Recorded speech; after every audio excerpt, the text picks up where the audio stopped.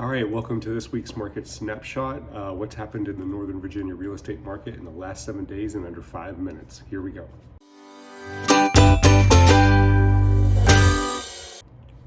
Okay, so these market snapshots are going to be getting more and more important as we get into the spring market and as we see what the effects of the potential government layoffs and contractor situations are as they play out. Right now, we're not seeing much of an impact on the market. We are seeing some concern for different parties. Some people that are maybe holding back a little bit, but as far as market activity, we're not seeing a whole lot of changes in activity because of the layoffs yet. So what we're going to do is we're going to get into what's happened in the last 7 days. And again, the reason we look at the last 7 days is because we want to see real time as much as possible so that we can make real-time decisions. So we're looking at properties that are on the market, that came onto the market in the last 7 days. So this is our supply.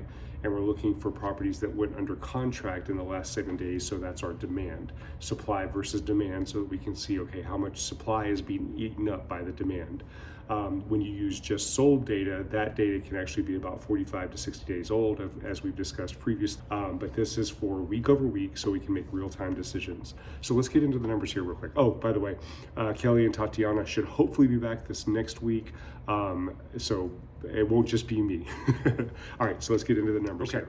So as you can see, our black line is our buyer activity. These are the properties that went under contract.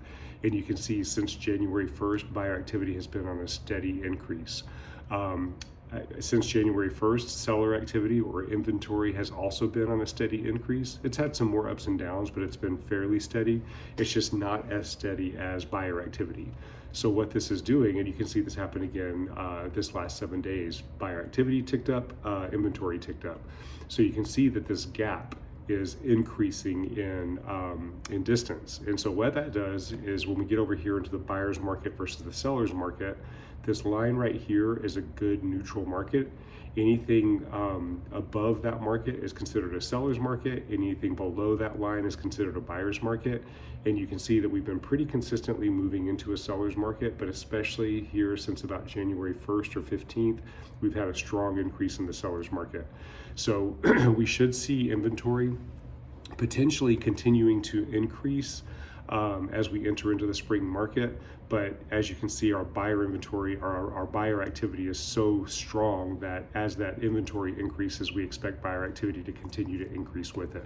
So we probably are going to walk into a very strong seller's market as we enter into the spring and summer.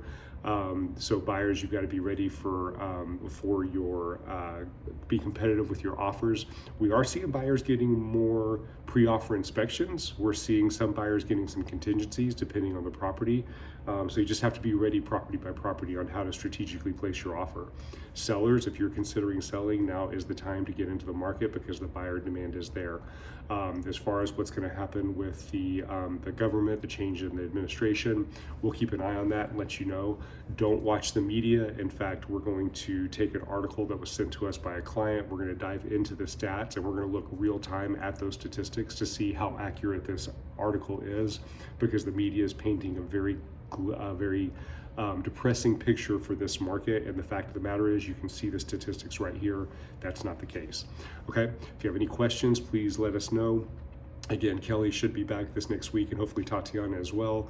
And please be sure to like the video. And if you haven't subscribed to our channel, please be sure to do that. And if you happen to know anybody who's looking to buy, sell, or invest in real estate here in the Northern Virginia real estate market, please let us know. We'd be happy to help them out. All right. We'll see you guys on next week's video.